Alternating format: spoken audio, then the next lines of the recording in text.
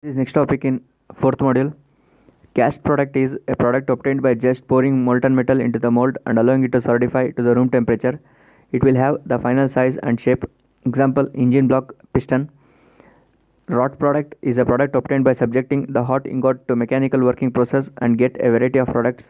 Example: spanner, screwdriver, connecting rod.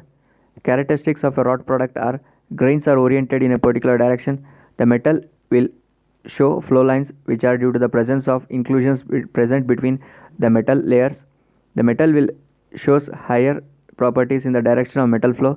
The defects get welded due to mechanical working. Difference between cast and wrought product.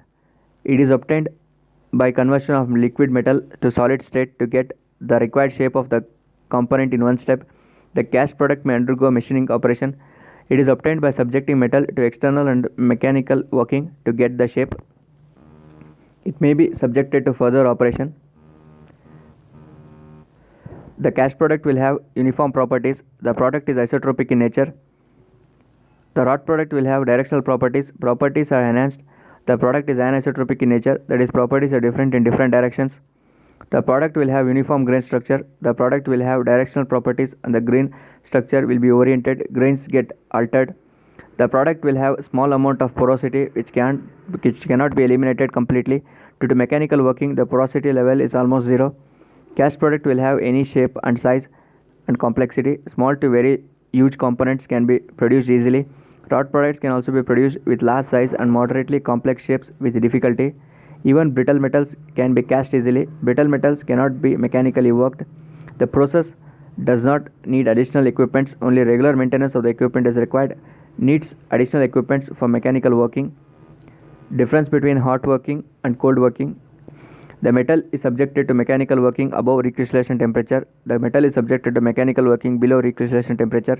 Uniform fine equiaxed grains are of properties are uniform in direction. Elongated columnar grains are to properties are higher in a particular direction. Properties are uniform in any direction. The properties are higher in a particular direction than the other. The components will have isotropic properties. The components will be anisotropic in nature. Energy required for deformation is less. Energy required for deformation is more. No strain hardening takes place in the metal. Strain hardening takes place in the metal. Large components can be hot worked easily. Only small components can be cold worked. Surface oxidation occurs. Scaling will be present and surface finish is poor. Surface oxidation is less. Scale formation is also less and surface finish is good. Pores are minimized and inclusion gets redistributed. Pores and inclusions cannot be taken care to a great extent. Capacity of the equipment is less. Capacity of the equipment required for cold working is less. Needs extra equipment for heating of the metal. Does not need extra equipment as in hot working. Handling of hot metal is difficult. Handling of metal is not very difficult. Classification of metalworking process based on stresses: direct compressive stress, rolling and forging.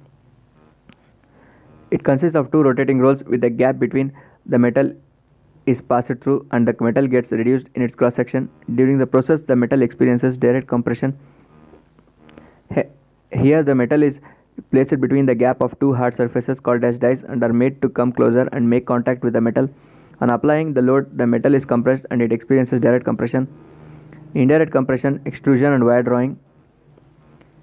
It consists of a cylindrical container in which the metal is kept and pushed out of a conical end called as die. Reduction in the cross section takes place. The metal experiences indirect compression near the die walls. Here also a cylindrical container with a conical end will be there and the metal is being pulled out of the die. The metal cross section is smaller than in extrusion. Bending stress, bending of plates and sheets. Here two dies are used with a given contour as shown in figure. A sheet metal is used. A sheet is placed on the bottom die and upper die is made.